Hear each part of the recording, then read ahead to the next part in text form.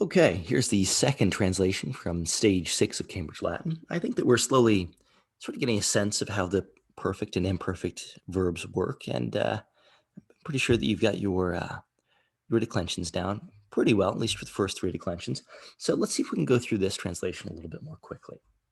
All right, so multi Pompeianae in taberna vinum bibebant. So many Pompeians, nominative plural subject, multi is the adjective, Pompeianae is the noun, in tabernum, locatival prepositional phrase with the ablative, in the shop, wine, accusative direct object, bibebant, were drinking. So many Pompeians were drinking wine in the shop. Imperfect tense verb, by the way. Clemens tabernum intravit. Nominative third declension subject, accusative first declension direct object, perfect tense verb.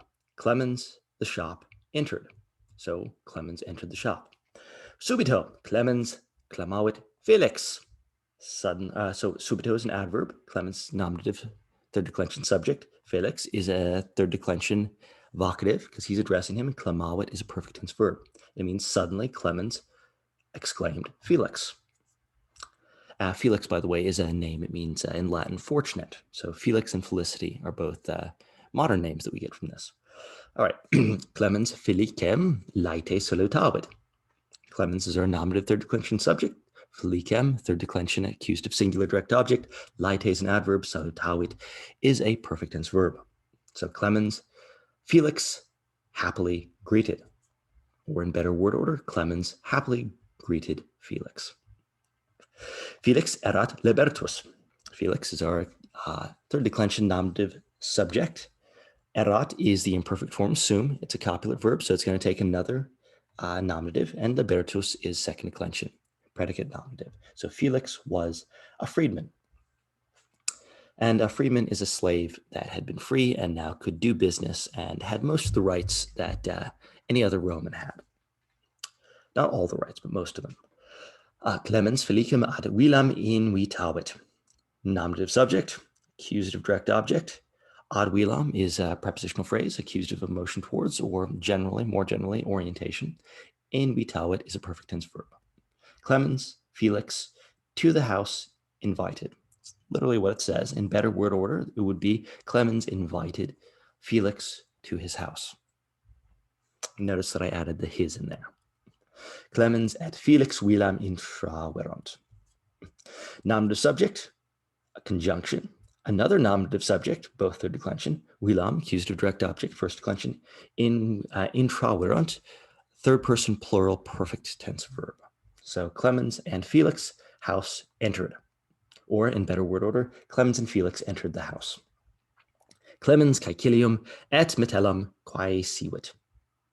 Nominative subject, accusative direct object 1, joined together with this conjunction, accusative direct object 2. Quae siwit is a perfect tense verb, third person singular. So Clemens sought or looked for Caecilius and Metella. All right. Caecilius in tablino scribebat. Nominative subject, second declension, in tablino, locatival prepositional phrase with the ablative. Scribebat, imperfect tense verb. All right. So Caecilius in the study was writing. So Caecilius was writing in the study. And tablinum, by the way, it's a neuter second declension. I think that we've mentioned this a few times before, but just putting it back out there. Metella in horto sedebat. So nominative subject, first declension, in horto, locatival ablative prepositional phrase, a second declension, and that would be a nominative. Sorry, not nominative. It would be a masculine ablative. And sedebat is imperfect tense verb. So Metella in the garden was sitting, or Metella was sitting in the garden. Caecilius et Metella ad atrium festinaverunt, et felicem salutaverunt. Subject 1, conjunction. Subject 2, prepositional phrase, ad plus accusative is motion towards. Festinaverunt, third person plural, perfect tense verb. Conjunction, joining these two verbs together. Accusative direct object of the second verb, and then we've got our second verb. So notice that we've got two subjects, and these two subjects are the subjects of both verbs that are joined together. So this et is joining the two subjects, and this second et is joining the two verbs. All right, so it's compound subject and also compound main clauses. So Achilles and Metella to the atrium hurried, and Felix greeted. Or in better word order, Caecilius and Metella hurried to the atrium and greeted Felix. And atrium is also a second declension neuter. Postquam Quintus atrium introbit, Felix euenum spectabit. Now we know that postquam is a subordinating conjunction, and it introduces an adverbial clause. So it's not the main clause, but it is subordinate to the main clause. It can't stand on its own. So any clause that's, for example, after Quintus entered the atrium, that's not a complete sentence. It has to go with a main sentence that can stand by itself. So this is an adverbial clause that is temporal. After is a word that indicates time. So after, Quintus is our nominative subject. Atrium is the accusative direct object. Introbit is our perfect tense verb.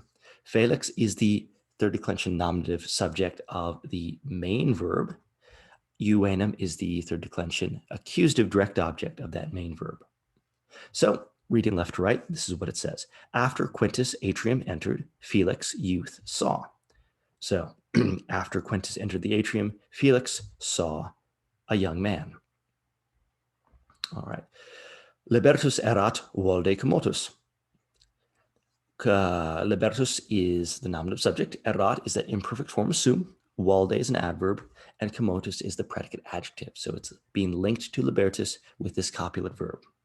It's a linking verb. So the freedman was, valde means very, was very moved. The freedman was very moved. Paine lacrimabat, sed ridebant. So paine is an adverb. Lacrimabat is an imperfect tense verb. Sed is a conjunction, means but, and ridebat is our second imperfect verb that's joined to this. Notice that there's no expressed subject, and that's perfectly okay in Latin. Remember, every single verb doesn't need to have a subject. If you see that it's a third person singular, you just know that it means he, she, or it. And in this case, we know that it's still talking about the libertus, so it's therefore he. He was nearly crying, but he was laughing.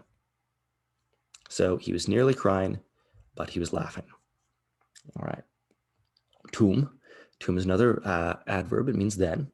Clemens, nominative subject. Ad culinam is an accusative of motion towards. The first declension noun. Festinavit is a perfect tense verb. Then Clemens hurried to the kitchen. Grumio in colina dormiebat. Grumio is the nominative subject. In colina is a locatival ablative, first declension, prepositional phrase. Dormiebat is an imperfect tense verb. Grumio was sleeping in the kitchen. Clemens cocum excitavit et totam rem neravit. All right, Clemens is our nominative subject. Cocum is our direct object. And it's the direct object of the first verb here, which is a perfect tense verb. Et is a conjunction, and it's linking these two verbs together. Clemens is the subject of both of them. Totam rem is the accusative direct object.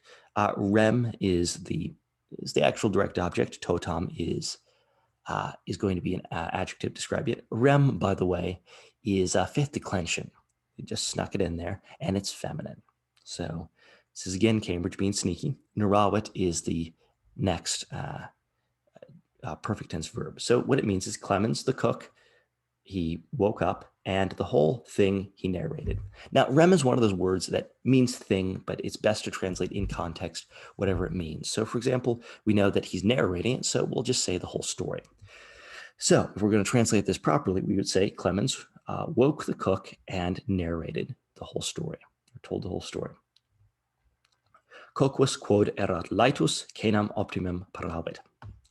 So nominative subject, and then everything between these two commas right there is another adverbial clause, and it's a causal clause like we've seen before. So it's indicating why. So quod is the subordinating conjunction, meaning because. Erat is the subordinated verb. It's the imperfect form of sum, means he was. Laetus is the predicate nominative.